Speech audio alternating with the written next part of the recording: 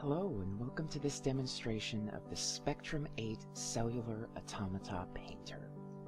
In this video I'll be showcasing some of the features that make this program pretty special, so I'll just jump right into it. First, I'm going to change the rule using the D key to adjust the threshold to 2.5. Then I'm going to press the B key to save that as a macro. Now, I'm going to be drawing most of these using the rule 4-3, and you can alternate by increasing one and decreasing the other by pressing the Q and E keys. Then I'll use the equals key or the plus key to change the size of the brush, and then press the 0 key to change the brush to this circle. Now, I want to showcase how you can get some of these really interesting shapes over time by manipulating both the rule of the brush and the macro that you use to change it. So first, I'm going to paint a few of these shapes, and I'm going to move using the arrow keys so that I can move more discreetly on a grid. So I'll start by painting a circle, pressing space, then I'll do a thick circle. Let's do 1, 2, 3, 4, 5, 6, 7 spaces over. I'll do a thick circle. I'll do a diamond here. 1, 2, 3, 4, 5, 6, 7. X here. 1, 2, 3, 4, 5, 6, 7. And fill out this grid. And why not? Let's add the rest of these as well.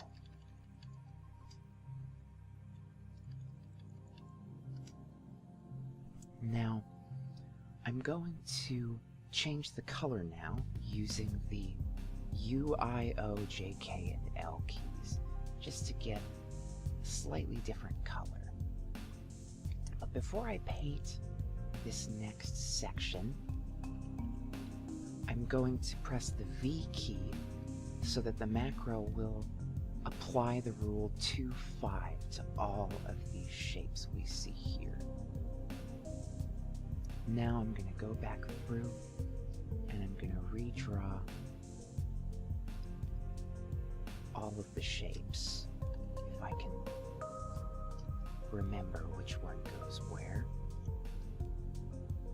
Now I'm using the same rule, but I've changed the color. Let's see, this would be, and then 4, 5, 6. Now I'm going to press the V key once again to apply that same macro, and now each of these is separated by a single frame. So I've converted all of these with the rule 4-3 into a slightly different phase by applying the rule 2.5.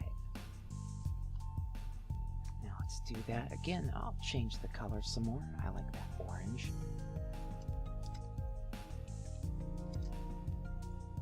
And I'm going to go through and do this for a little while with different colors.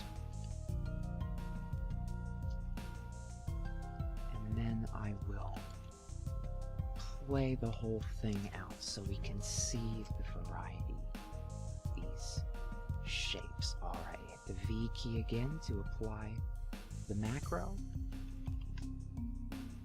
Switch back to the circle.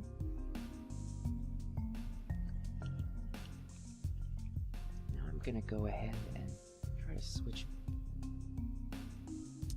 I don't think I'll be able to get the same color. Let's go with that blue.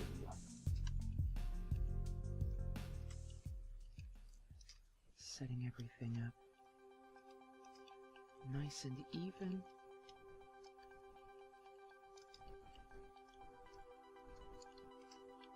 And then one last time, apply the macro. Change the color once again. Let's go for something a little bit. There we go. That purple looks pretty nice.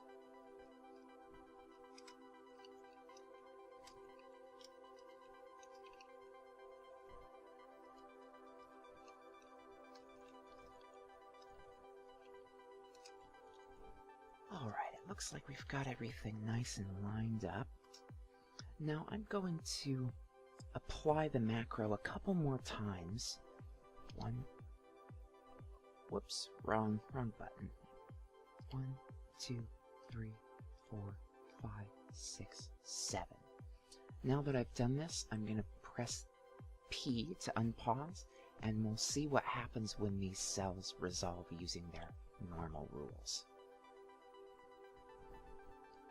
Look at that. Looks like we had a couple of them just fade away completely, but the rest of them have fallen into their cycles, and we can compare the columns themselves to see the difference that just one frame makes.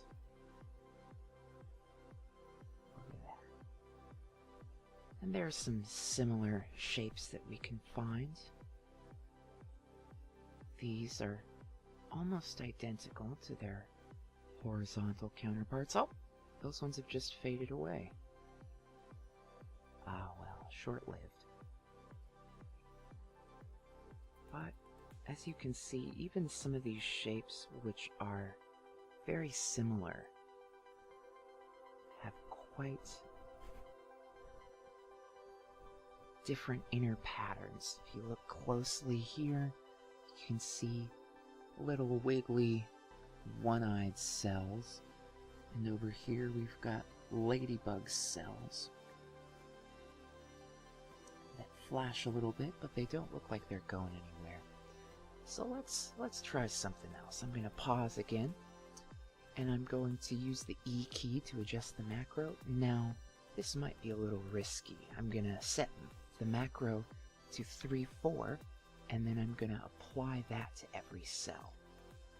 You can see that a lot of these have disappeared or faded a lot, and I don't want these to fade away, so I'm going to be very careful. I'm going to apply this rule. Let's switch back to the 2-5 rule. I'm going to set the macro with the B key and apply it a couple times to strengthen the thickness of each of these. Then I'll use Q to switch back to 3-4, B to apply the macro, and then test a couple frames out. Ooh, very risky. I don't want these to fade away, but you can see some kind of interesting phases. Let's restore the thickness of these a little bit more. There we go. Now let's just let this continue to play. We've lost a few more, but as you can see, we've also got some more interesting shapes for a few of these. All remarkably unique.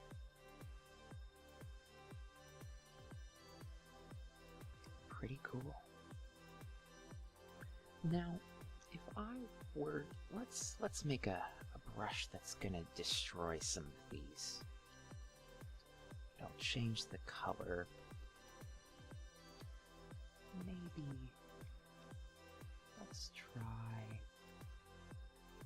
Pause for a moment. The controls are still a little finicky. That bright orange, I like that.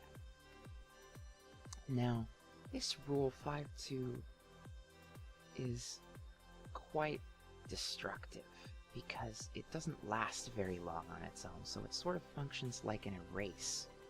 So if I click on some of these and get close to them, then it will eat them.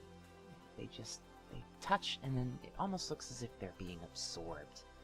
Ooh, this one looks kind of nice. Let's see what happens when I get too close. It just fades right away. Maybe try putting a box around it. Still fades right away. Now, this is happening because the rules they're not necessarily being absorbed, but the rules are being shared based on the minimum and threshold of each, which has the result of this fade that is occurring. So I'm just going to go around and wipe a few of these out. Let's try... Oh, destroyed from the inside. Now here's a fun thing to do. Change the brush size to the smallest that it can be. Hard to see, but it's right here. Make it small, and then go in, click on some of these, and it'll just disintegrate them. Watch this. Fills everything up, and then it slowly fades away. Bam! It's like lasering cells. Look at that. All these beautiful creations that I'm just haphazardly destroying. But that's okay, because we can do a lot of interesting stuff with these. Oh, I wonder what happens if I just destroy... Ah! Looks like for these phases right here, I can just destroy... Oh, looks like they need to be connected, otherwise they will be destroyed. What else can I get rid of? Let's try the center. That gets rid of the entire thing. It looks like these thin things right here have the effect of connecting other cells, so they get destroyed if we don't. Let's try switching the rule back to 4-3. See what happens. We draw right through them. It looks like it doesn't quite destroy them, but it does destabilize them. And these new ones show up, sort of mutating what we've got. Let's try with the line. We'll scan over them. Look at that. Very interesting mutations that we can make. What about a circle right in the center? Still kind of symmetrical, but definitely not as pretty as it was before. But I'm getting tired of these, so I'm just gonna get rid of everything. Slowing down a little bit, but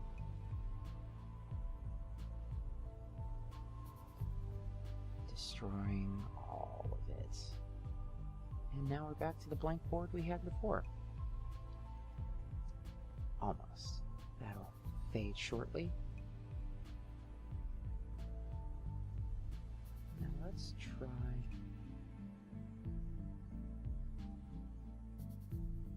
Let's try wiping this out.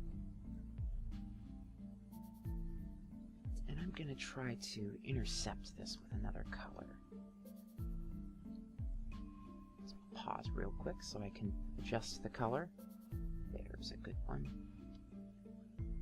Make the rule 1-3 instead. Slightly different shapes and structures. Let's watch what happens when they crash into one another. I'll get the next color ready.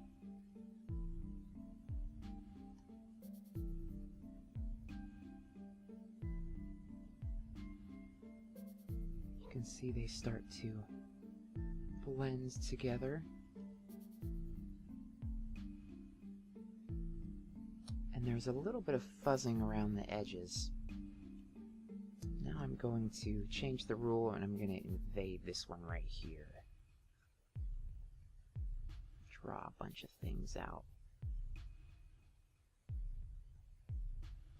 And we can see them start to crawl in and take over, although it doesn't seem to be lasting very long.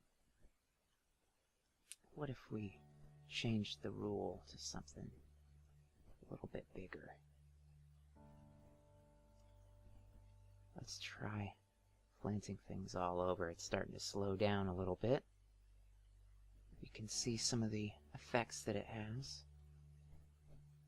Wonder, let's do this 5-3 again, see if we can